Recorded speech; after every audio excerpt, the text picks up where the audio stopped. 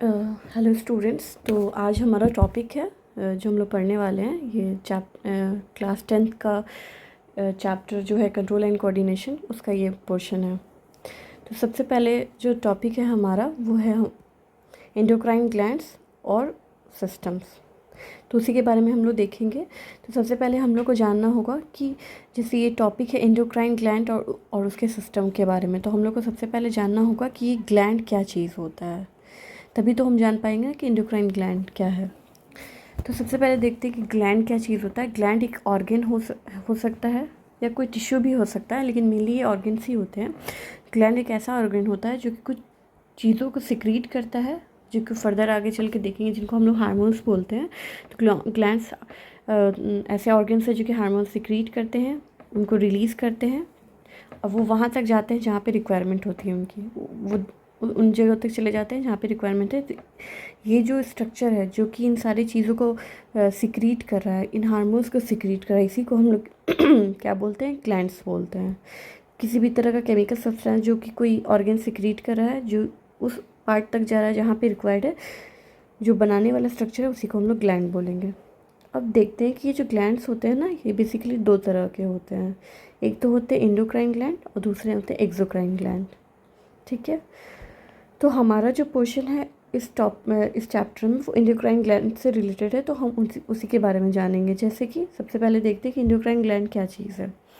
तो ये जो ग्लैंड है हमारा, उसमें कोई डक्ट्स नहीं होती हैं। मतलब जैसे कि कोई स्ट्रक्चर है, मानते हैं कि ये एक स्ट्रक्चर है, ये कोई ऑर्गन है जहाँ से एक पाइप निकल रही है, जिसको डक्ट बोल सकते हैं हम लोग, और इसका जो सिक्रेशन इस पाइप के थ्रू आगे फर्दर जा रहा है। लेकिन जो एंडोक्राइन ग्लैंड्स होते हैं ना, इसमें ऐसा कोई भी डक्ट प्रेजेंट नहीं होता है हमारे पास सच। तो इनका जो सिक्रेशन है वो डायरेक्टली ब्लड में चला जाता है। ठीक है। तो वही हम लोग बोलते हैं कि एंडोक्राइन ग्लैंड्स ऐसे ग्लैंड्स हैं हमारे जिनके पास डक्ट्स नहीं होती, कोई पाइप नहीं होंगे, तो इनका भी जो भी सिक्रेशन हो रहा है वो डायरेक्टली ब्लड में जाएगा। क्योंकि इनके पास कोई डक्ट नहीं है, तो इसको हम लोग क्या बोलेंगे, डक्टलेस ग्लैंड्स बोलेंगे, डक्टलेस ग्लैंड्स, क्योंकि इनके पास कोई डक्ट नहीं है। ठीक है।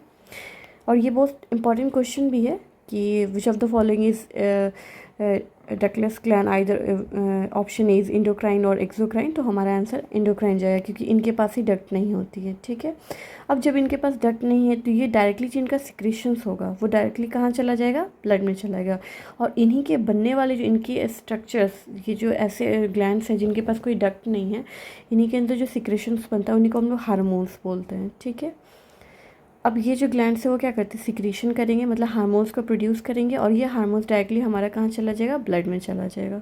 तो अभी तक हम लोगों ने देखा कि जो ग्लैंड क्या चीज़ है, तो एक तरह का ऑर्गन होता है जो कुछ चीज़ों को सिक्रीट करता है। वो चीज़ें जो केमिकल्स है वो वहाँ तक जाती हैं जहाँ पे उनका रिक्वायरमेंट है। ग्लैंड बेसिकली दो तरह के होते हैं, एक्सोक्राइन और एंडोक्राइन, और उसमें हमारा जो टॉपिक है वो इंडोक्राइन है। तो इंडोक्राइन वैसे ग्लैंड्स होते हैं जिसमें डक्ट एब्सेंट होती है, इस वजह से इनको डक्टलेस ग्लैंड भी बोलते हैं। इनकी जो सिक्रेशंस होते हैं इनको हम हार्मोन्स बोलते हैं। और ये हार्मोन्स क्योंकि इनकी एंडोक्राइन में सिक्रीट हो रहा है, तो इनके पास कोई भी डक्ट नहीं है, तो डायरेक्टली ये ब्लड में चले जाएंगे। आई होप कि इतनी बातें आप लोगों को समझ में आई होंगी।